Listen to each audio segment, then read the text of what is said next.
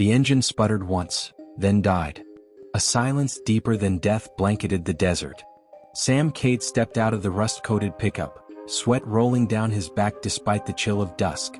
The horizon shimmered with heat ghosts, but there wasn't a soul in sight.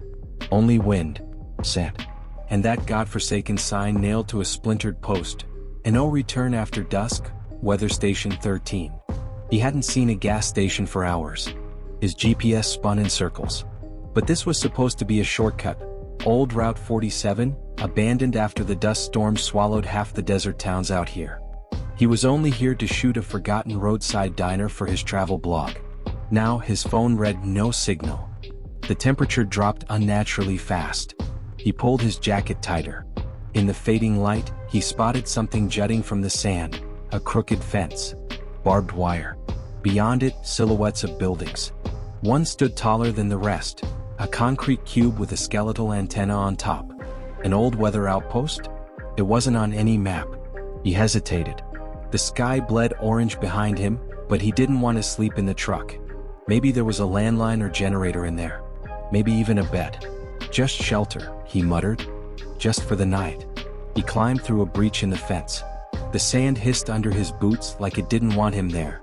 Inside the compound, time felt warped.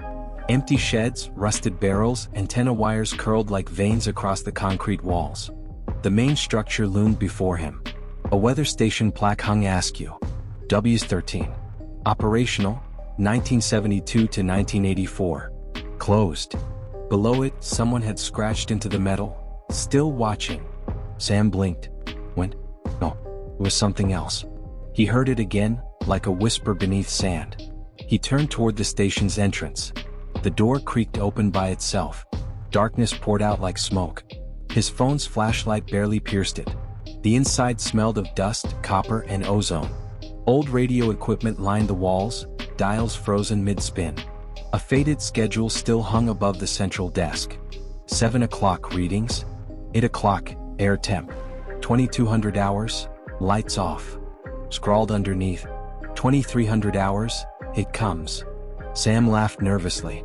Urban legend junk. He explored the place, found a room with an old cot and some bottled water. He took a swig. It was warm but clean. As he lay down, the wind outside died completely. That's when he heard it, a soft static, from the radio. It wasn't plugged in. He froze. Then click. The dial spun itself to 96.6 FM. A voice whispered through the crackle. Sam, you came back. He dropped the flashlight. Darkness swallowed the room. His pulse roared in his ears. The cot creaked beneath him, as if someone else had just sat down. He jumped up, flashlight trembling in his grip. Empty. But the static persisted. Now layered beneath it was a sound like distant breathing through a gas mask. He backed into the hall.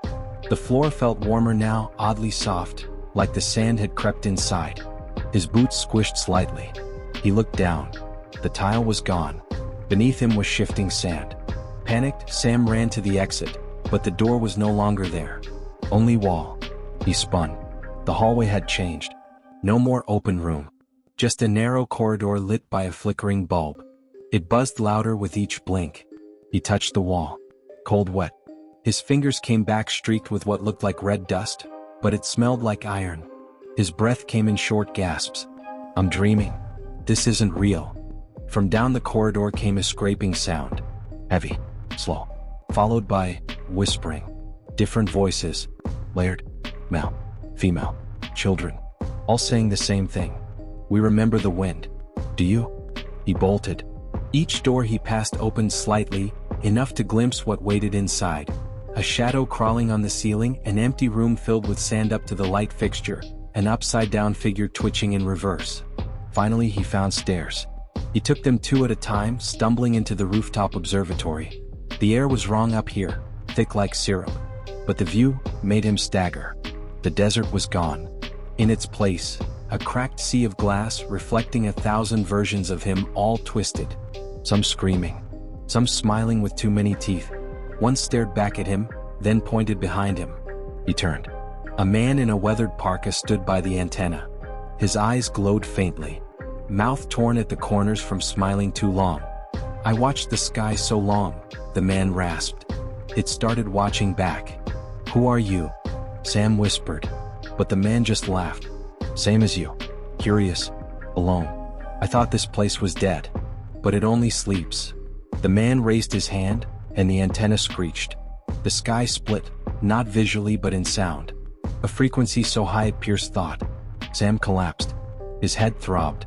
Blood dripped from his nose. When he awoke, he was in the cot again. Morning. The door was open. Sunlight streamed in. Birds chirped. He fled. No strange corridors. No whispers.